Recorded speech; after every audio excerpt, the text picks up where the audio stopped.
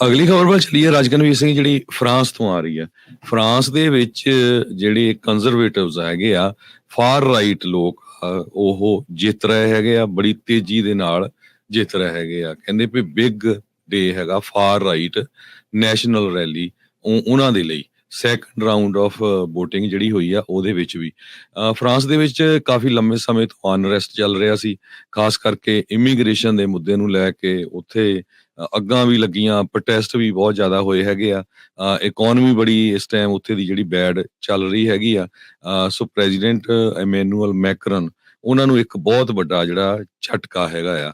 577 ਮੈਂਬਰਾਂ ਵਾਲੀ national assembly ਉਹਦੀ ਜਿਹੜੀ ਇਲੈਕਸ਼ਨ ਹੋਣ ਜਾ ਰਹੀ ਆ, ਇਲੈਕਸ਼ਨ ਹੋ ਰਹੀ ਆ ਤੇ ਸੈਕੰਡ ਰਾਊਂਡ ਦੀ ਵੋਟਿੰਗ ਹੋ ਚੁੱਕੀ ਆ ਤੇ ਮੈਜੋਰਟੀ ਆਫ ਲਾ ਮੇਕਰਸ ਜਿਹੜੇ ਆ ਉਹ ਮੈਕਰਨ ਹੋਣਾ ਨੂੰ ਅਪੋਜ਼ ਕਰ ਰਹੇ ਹੈਗੇ ਆ।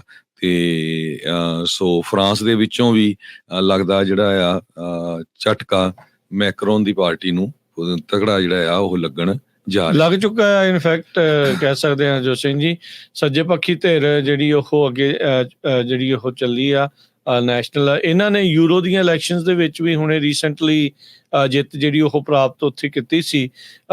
ਇਮੈਨੂਅਲ ਮੈਕਰੋਨ ਨੇ 3 ਸਾਲ ਪਹਿਲਾਂ ਹੀ ਜਿਹੜੀਆਂ ਉਹ ਚੋਣਾਂ ਸਨੈਪ ਇਲੈਕਸ਼ਨ ਜਿਹੜੀਆਂ ਉਹ ਉੱਥੇ ਐਲਾਨ ਜਿਹੜੀਆਂ ਦਿੱਤੀਆਂ ਸੀਗੀਆਂ। ਸੋ 40 ਸਾਲਾਂ ਦੇ ਇਤਿਹਾਸ ਦੇ ਵਿੱਚ ਕਹਿੰਦੇ ਸਭ ਤੋਂ ਵੱਧ ਜਿਹੜੀ ਆ ਉਹ ਵੋਟ ਫੀਸਦ ਰਹੀ ਆ, ਯਾਨੀ ਕਿ ਬਹੁਤ ਲੋਕਾਂ ਨੇ ਵੋਟ ਪਾਈ ਆ। ਉਹ ਵੀ ਖਾਸੇ ਪਰੇਸ਼ਾਨ ਆ। ਫਰਾਂਸ ਵਾਲੇ ਉੱਦਾਂ ਰੈਵੋਲੂਸ਼ਨ ਦੇ ਲਈ ਤੇ ਵਿਰੋਧ ਦੇ ਲਈ ਜਾਣੇ ਜਾਂਦੇ ਆ ਪੂਰੀ ਦੁਨੀਆ ਭਰ ਦੇ ਵਿੱਚ। ਹੁਣ ਅਗਲੀ ਜਿਹੜੀ ਚੋਣਾਂ ਦੀ ਪ੍ਰਕਿਰਿਆ ਉਹ 11 ਅਪ੍ਰੈਲ ਨੂੰ ਇੱਕ ਹਿਸਾਬ ਦੇ ਨਾਲ ਕਹਿੰਦੇ ਵੀ ਉਹ ਹੋਵੇਗੀ। ਇਮੈਨੂਅਲ ਮੈਕਰੋਨ ਕਹਿੰਦੇ ਇਸ ਚੋਣਾਂ 'ਚ ਹਿੱਸਾ ਨਹੀਂ ਲੈਣਗੇ ਕਿਉਂਕਿ 2 ਵਾਰ ਤੋਂ ਬਾਅਦ ਫਰਾਂਸ ਵਿੱਚ ਰਾਸ਼ਟਰਪਤੀ ਨੂੰ ਨਹੀਂ ਬਣਾਇਆ ਜਿਹੜਾ ਉਹ ਜਾ ਸਕਦਾ, ਜੋ ਜਿੱਦਾਂ ਆਪਾਂ ਅਮਰੀਕਾ ਦੇ ਵਿੱਚ ਜਿਹੜਾ ਉਹ ਦੇਖਦੇ ਹਾਂ।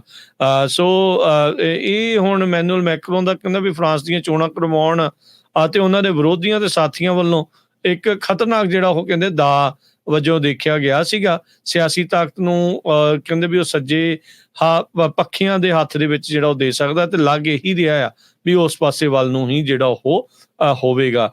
ਨੈਸ਼ਨਲ ਅਸੈਂਬਲੀ ਦੀਆਂ ਜਿਹੜੀਆਂ ਚੋਣਾਂ ਆ ਇਹ ਕਹਿੰਦੇ ਲੋੜ ਤਾਂ ਨਹੀਂ ਸੀ, ਪਰ ਫਿਰ ਵੀ ਉਹਨਾਂ ਨੇ ਉੱਥੇ ਜਿਹੜੀਆਂ ਇਹ ਚੋਣਾਂ ਜਿਹੜੀਆਂ ਉਹ ਕਰਵਾ ਦਿੱਤੀਆਂ ਹੈਗੀਆਂ ਆ। ਸੋ ਫਸਟ ਰਾਊਂਡ ਦੇ ਵਿੱਚ ਪਾਰਲੀਮੈਂਟਰੀ ਇਲੈਕਸ਼ਨ ਦੇ ਵਿੱਚ ਮੈਕਰੋਨ ਨੂੰ ਜਿਹੜਾ ਉਹ ਵੱਡਾ ਝਟਕਾ ਇਸ ਦੇ ਵਿੱਚ ਮਿਲਿਆ ਆ। ਅਨਲੈਸ ਅਗਲੀਆਂ ਜਿਹੜੀਆਂ ਇਲੈਕਸ਼ਨਸ ਦੇ ਵਿੱਚ ਜੇ ਉਹ ਸ਼ਹਿਰੀ ਤਬਕਾ ਆ ਉੱਥੇ ਕੀ ਅਸਰ ਪੈਂਦਾ ਆ ਇਹ ਦੇਖਣਾ ਹੋਊਗਾ। ਫਾਰ ਰਾਈਟ ਨੈਸ਼ਨਲ ਰੈਲੀ ਲੈਪੈਨ ਕਾਫੀ ਮਸ਼ਹੂਰ ਹੈ ਬੀਬੀ ਉੱਥੇ, ਮਰੀਨ ਲੈਪੈਨ, ਤੇ ਉਹ ਕਹਿੰਦੇ ਵੀ ਲੀਡ ਇਸ ਦੇ ਵਿੱਚ ਕਰ ਰਹੀ ਹੈਗੀ ਆ। ਇਹਨਾਂ ਦੀ ਬਲਾਕ ਨੂੰ 33.15 ਜਿਹੜਾ % ਵੋਟ ਮਿਲੀ ਆ ਤੇ ਜਿਹੜੀ left wing new popular front NFP ਆ ਉਹਨਾਂ ਦੀ ਕੋਲੀਸ਼ਨ ਦੂਜੇ ਨੰਬਰ ਤੇ 27.99% ਵੋਟਾਂ ਦੇ ਨਾਲ ਜਿਹੜੀ ਉਹ ਰਹੀ ਆ। ਤੇ ਇਹਨਾਂ ਦੀ ਜਿਹੜੀ ਪ੍ਰੈਜ਼ੀਡੈਂਟ ਦੀ ਪਾਰਟੀ ਆ ਉਹ ਤੀਜੇ ਨੰਬਰ ਤੇ 20.76% ਵੋਟਾਂ ਦੇ ਨਾਲ ਤੀਜੇ ਨੰਬਰ ਦੇ ਉੱਤੇ ਜਿਹੜੀ ਉਹ ਰਹੀ ਆ। ਸੋ ਇੰਨੀ ਕੁ ਜ਼ਿਆਦਾ ਐਂਟੀ ਇਨਕੰਬੈਂਸੀ ਇਸ ਟਾਈਮ ਮੈਕਰੋਨ ਹੋਣਾ ਦੇ ਉਲਟ ਫਰਾਂਸ ਵਿੱਚ ਜਿਹੜੀ ਉਹ ਚੱਲ ਰਹੀ ਆ। ਸੋ ਪ੍ਰੋਜੈਕਸ਼ਨ ਦੇ ਅਨੁਸਾਰ ਕਹਿੰਦੇ ਵੀ 230 ਤੋਂ 280 ਸੀਟਾਂ ਦੇ ਵਿੱਚ ਜਿਹੜੀ RN ਪਾਰਟੀ ਆ ਉਹ ਜਿੱਤ ਸਕਦੀ ਆ।